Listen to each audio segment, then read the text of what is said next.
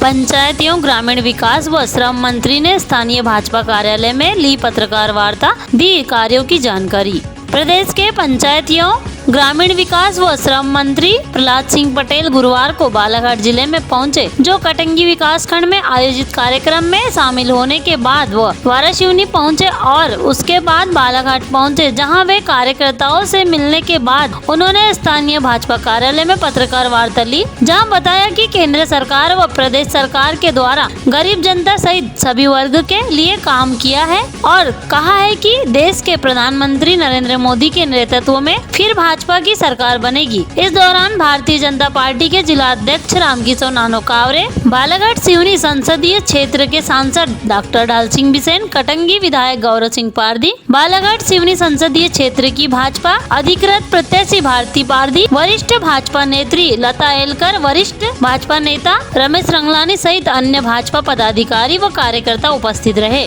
BNN times के लिए बालाघाट से दुर्गा शरणागत की रिपोर्ट। सभी प्रिंट मीडिया, इलेक्ट्रॉनिक मीडिया और फोटो जर्नलिस्ट सभी का मैं अपनी तरफ से और मेरी पार्टी भारतीय जनता पार्टी की तरफ से आप सबका हृदय से स्वागत है, अभिनंदन। आज का मेरा प्रवास केंद्रीय भारतीय जनता पार्टी से विकसित भारत संकल्प के जो हमारे लक्ष्य हैं उन्हें पूरे करने के निमित्त हैं। एक सुखद संयोग है कि आज जब मैं यहाँ प्रवास पर हूँ उसके ठीक पहले हमारे लोकसभा उम्मीदवार की घोषणा रणनीति फंस गई है भारतीय जनता पार्टी की तरफ से। जैसा पार्टी का काम करने का तरीका है, हम सतत 5 वर्ष काम करते हैं और सतत काम करने का संकल्प भी लेते हैं। इस बार आदरणीय प्रधानमंत्री जी ने और राष्ट्रीय अध्यक्ष आदरणीय नड्डा जी ने ये जिम्मेदारी सभी कार्यकर्ताओं को सौंपी है कि विकसित भारत का हमारा संकल्प जन जन तक पहुंचे और जो काम हमने किए हैं उन कामों के लिए जनता से हम इस बात का आग्रह करें कि जो काम उन्हें लगता है कि अच्छे हैं और आने वाले 5 वर्षों में जो काम करने का हमारा संकल्प है, उसके लिए जो हम घोषणा पत्र बनाते हैं, संकल्प पत्र बनाते हैं, उसमें कम से कम 1 करोड़ लोगों की भागीदारी हो।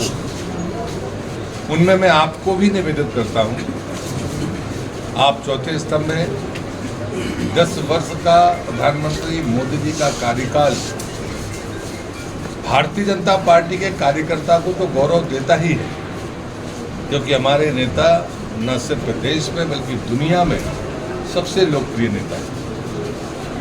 दूसरी बात, जिस पर भाजपा का कार्यकर्ता गर्व करता है, उसका समर्थक गर्व करता है, हमारी नीतियां। हमने अपनी नीतियों में कभी बदलाव नहीं किया और उसका पिछले 10 वर्षों में अगर कोई श्रेष्ठ उदाहरण है तो वो धारा 370 को समाप्त करना है। बलिदान के बाद हमने 70 साल इंतजार किया, लेकिन हमने अपना संकल्प बदला नहीं और हमने धारा 370 को समाप्त किया। हम और हमारे पुरखे जब देश आज़ाद नहीं हुआ था तब के पहले से राम जन्मभूमि पर मंदिर बनाने का संकल्प व्यक्त करते रहे।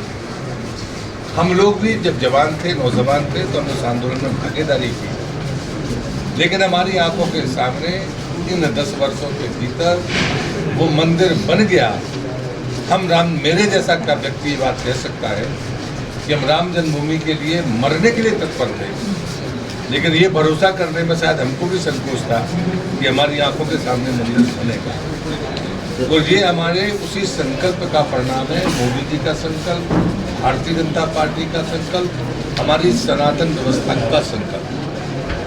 और इसलिए मुझे लगता है कि विकसित भारत की जब मैं बात करता हूँ, हम 11वें से 5वें पायदान पर पहुँचे, लेकिन जो चीज़ साफ दिखती है कि हमारा विकास दिख रहा है और उस प्रगति में गति भी है। जो पहले कभी समय के बाद बातें चली जाती थी, मोदी सरकार के विकसित भारत के संकल्प में जो सबसे बड़ी ताकत मैं मानता हूँ, श्रद्धेय अटल जी थे, तब उन्होंने कहा था कि योजनाएं 10 साल से ज़्यादा नहीं चलनी चाहिए, लेकिन मोदी जी ने ये करके दिखा दिया।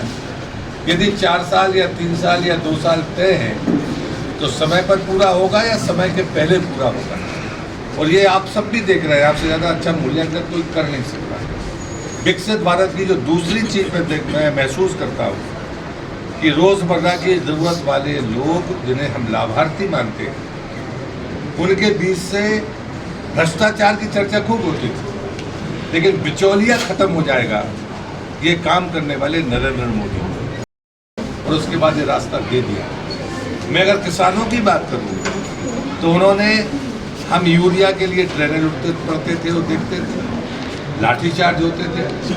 उनने पहले नीम कोटेड यूरिया लेकर आए और इंडस्ट्री के में जाने वाले रास्ते बंद किए, और अब नैनो यूरिया देकर उनने किसान को वो रास्ता दिया जहाँ पर उसकी ज़रूरतें आसानी से पूरी हो सकती है। उत्पादन तो तब भी इतना ही था, लेकिन उसको जिस ढंग से किया, ये हमारी नीति और संकल्प का सशक्तिकरण है।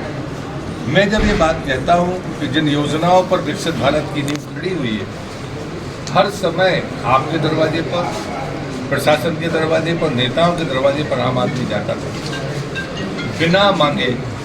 अगर किसी को प्रधानमंत्री आवास मिला तो उसके सम्मान की रक्षा करने का काम इस सरकार और पार्टी ने किया। अगर उसे शौचालय मिला तो मैं भी महिलाओं के बीच में कटंगी में था, मैंने कहा कि हमारी हर योजना में, मोदी जी की हर योजना में महिला सशक्तिकरण और सम्मान स्थायी रूप से लिखा हुआ है। प्रधानमंत्री आवास हो, शौचालय हो, गैस कनेक्शन हो, जल जीवन मिशन का पानी हो, आप उसको आयुष्मान कार्ड दे दें, जितनी भी योजनाएं होंगी उन सब के पीछे महिला सशक्तिकरण है। इसलिए विकसित भारत का ये संकल्प, अगर मैं एक लाइन में कहता हूँ तो मोदी के विकास में विरासत के बगैर विकास नहीं, विरासत के साथ विकास, ये मोदी के विकास का संकल्प है। और दूसरा है कि प्रगति तो है, लेकिन गति के साथ है, समय सीमा के भीतर। तीसरी बात उन्होंने कही कि महिला सशक्तिकरण के बारे में, चाहे वो लोकसभा में 33% का आरक्षण हो या विधानसभा में, आपको इतनी बड़ी सामर्थ्य को, गुलामी के दौर में जहां हमने अपनी बहू बेटियों को पर्दे के पीछे धकेला, अब वो समय समाप्त हो गया है। भारतीय संस्कृति में मातृशक्ति को सर्वोच्च स्थान है, और इसलिए उस स्थान तक पहुंचाने तक हम सतत काम करते रहेंगे। विकसित के भारत के बारे में मैं सभी क्षेत्रों में कह सकता हूँ। इंफ्रास्ट्रक्चर के बारे में कोई संदेह किसी को नहीं है। सड़क हो, रेल हो, या सबसे ऊंचे पुल हों, हम किसी भी क्षेत्र में जाएंगे तो हमको प्रगति साफ आंखों के सामने दिखती है। और इसलिए आने वाले 5 वर्षों में मैं आपसे भी विनती करता हूँ, पार्टी का कार्यकर्ता घरों घर तक भी जाएगा, कार्यालय में हमारे सुझाव पुस्तिका रखिए, लेकिन वो लोग जो सीधे किसी पार्टी से के कार्यक्रमों में जाने में बसते हैं, उनके लिए हमने विकल्प दिया है। और वो विकल्प है कि आप नमो ऐप पर अपनी बात लिख सकते हैं, पत्र भेज कर लिख सकते हैं, आप मिस्ड कॉल करके कर सकते हैं। आपको लगता है कि हमें और भी तरीका अपनाना है तो वो सारे तरीके उसमें दिए गए हैं, ताकि आइडेंटिटी आप ना चाहें तो व्यक्त नहीं करेंगे, लेकिन उसके नंबर भी दिया गया है 90 90 90 20 24। ये नंबर भी बाकायदा देश में बटा हुआ है, ताकि हम 1 करोड़ लोगों तक पहुंचकर अपने संकल्प पत्र के बारे में सुझाव ले सकें। अनुमान में हमारा परिश्रम अभी बाकी है। हमारा लक्ष्य है मध्य प्रदेश में 29 सीटें जीतना, और जो अनुमान लगाए जा रहे हैं उसको जितना। और देश में बताया जा रहा है कि बढ़त मिल रही है।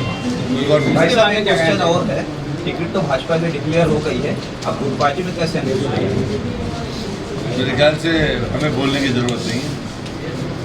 भाई साहब, आज ही राहुल गांधी जी ने नारी, मैं डॉक्टर साहब को धन्यवाद दूंगा, हम लोग रस्ते में बात करेंगे, क्योंकि मैं डॉक्टर को बहुत वर्षों से जानता हूँ, लेकिन उनका जो बड़ा मन है और जो आपने कहा है, ये अनुमान तो आज से ही मानव झूठा साबित है।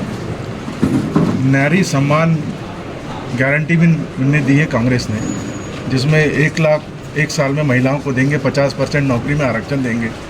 आप क्या मानते हैं?